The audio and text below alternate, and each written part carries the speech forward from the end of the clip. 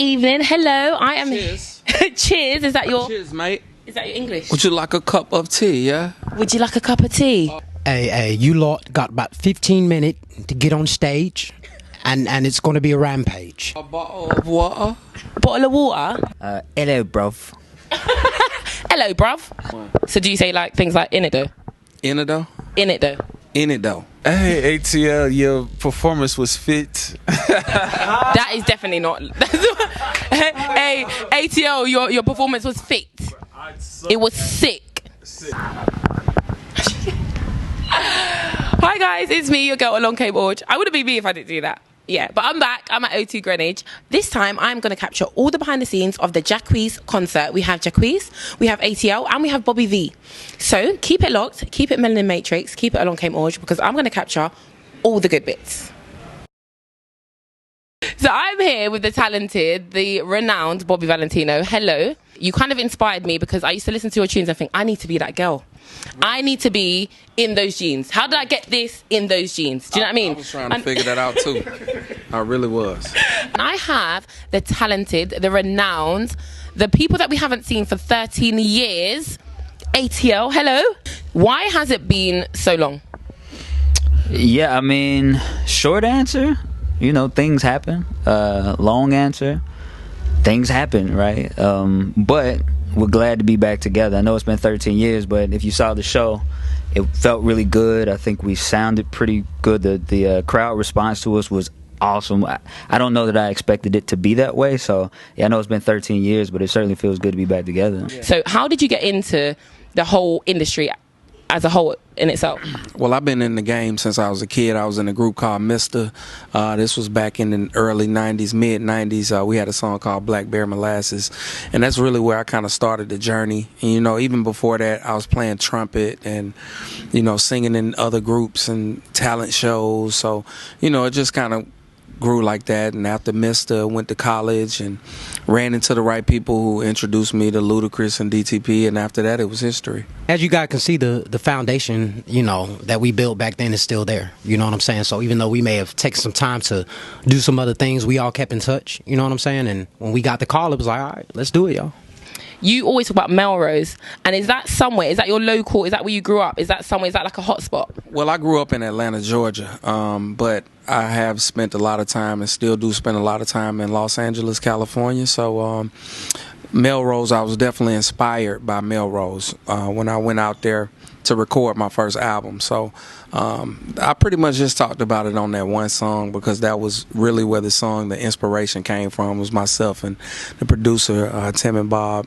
And we was just all just kicking it, and we was on Melrose and went back to the studio and threw it in the song. You see that Make It Up With Love, what inspired you guys' tunes? Because they were all very lovey, very, you know, nice girl on the block, feeling like, you know, what inspired that? You know, it was kind of crazy. Like, when we came around, even though we were, you know, 17, 18, 19 years old, our music was always put us in a more mature bracket. And I think that was a good thing, right? I think that there's, you know, just because you're young doesn't mean you don't have these emotions, you don't have these feelings, you don't have these experiences. We were just we were a group that didn't want to stick in that quote-unquote teeny bopper kiddie lane. Yeah. We wanted to kind of explore that stuff. So, I mean, you know, it's all real life, it's all real stuff. But in America, what are you doing more? Because I know that you're more prevalent there. Yeah. So what have you been up to? I'm just touring. You know, I just got off the Millennium Tour, and I shot a movie called Hollywood Hearts that I executive produced. I have a new album coming out. It's called Sunday Dinner, and it'll be out in March. And just doing a lot of touring, and you know, I have a daughter now. I'm a dad. So, you know, just kind of growing up a little bit. I would be happy to see new stuff from you guys. Can we expect an EP or an album or anything like that? I mean, that's what we here for. Like, we working on that right now. So, I mean, we getting some good feedback from the show, and we'll see what happens from here. You've actually answered my next question for me, is have we got anything new from you? And you've just said that you've got Sunday Dinner coming out in March, which I'm definitely looking forward to. Because you probably missed the last album. It came out 2018. It's called Electric with a K. So you can download that on all streams and everywhere too. Everything. Everywhere, yeah? It's everywhere. So that's Electric. The new album is called Sunday Dinner, and you know, this album is kind of dedicated to my family. This is where I get my love, my support. You know, when I'm feeling down, when I'm feeling up, all my feelings and emotions pretty much come from Sunday Dinner. This new album, it has no sex songs on it. It's all just like real life songs, real situations, and things that I feel like everybody can really relate to. Are you guys all from Atlanta, or is that just what you call the band? That was kind of the base of where everything kind of got put together. I'm actually from North Carolina. Will is from Cincinnati, Ohio. L-Rock is the only member originally from ATL. But we all in the general vicinity of Atlanta right now. I still like the acts, you know what I'm saying? But, you know, I think albums are always moments in life, and it's how you're feeling at that particular moment. And, you know, at this moment in life, I just wanted to, you know, help more people and enlighten people and make people feel good other than just sexually. You know what I'm saying? I feel like it's a void for people talking about something different than sex and chains and cars, and you know, those things are all nice. We want them, we appreciate them, and we love them. But I just think that there's more to life than that, and that's what Sunday Dinner is. What have you guys been up to in regards to kind of like personal, family life? Have you guys got kids? Have you got girlfriends? What's going on? I'm getting all up in your business. So you first. I'll just say this. Life is great for me. You know, went back to my roots, which is church and gospel. So I'm very active in my church. Still do shows here in Atlanta, or you know, here and there in Atlanta. But yeah, I've been quite busy. I like the fact that you went back to your roots. You went back to church, because God is real. God is good all the time. And I do feel like without God, you're not going to get...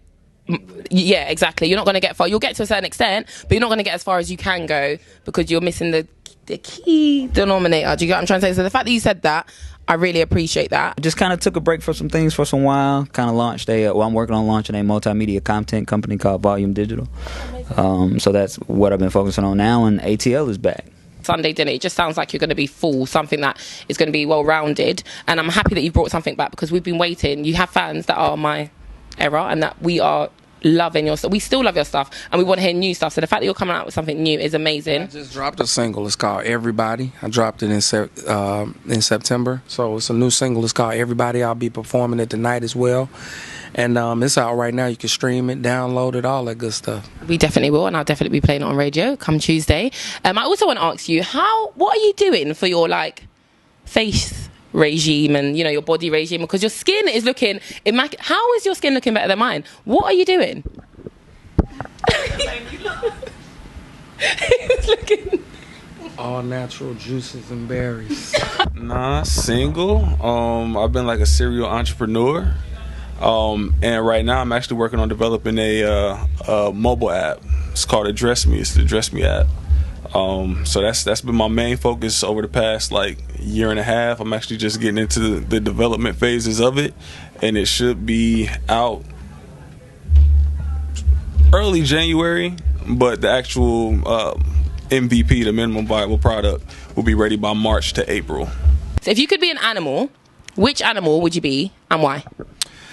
The first animal that comes to mind is probably like a bird or something, some type of long-living bird, because I just feel like, you know, when you're free as a bird, you can just be free, you can just fly around, you can just be in the sky. I love the sky, I love being close to God and heaven, so I think being some type of flying animal would be awesome, because I could just soar.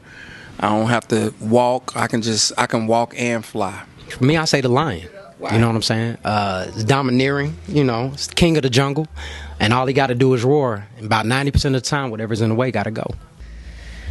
Oh, man, I would probably be like an eagle. Why? Because, like, I'm a dreamer, man, and I would love the opportunity to fly as high as I'd like to.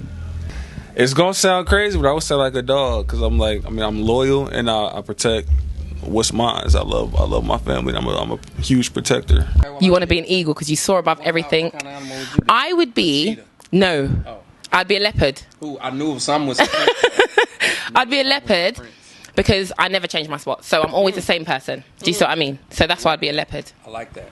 Cheers. Cheers, mate. Cheers, love. Yeah. Boom.